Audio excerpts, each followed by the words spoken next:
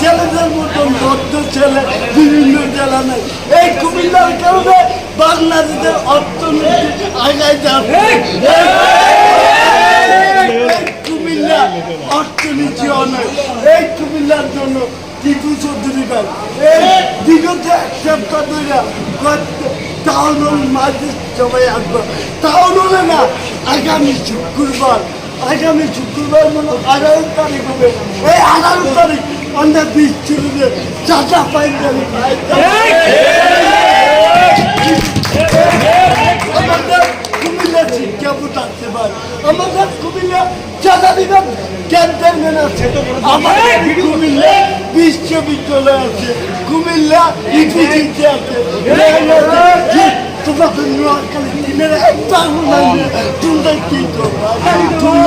আমার ইউনিয়নে নিমচারবাদের দিকে সরকারি না নিলে চিন্তা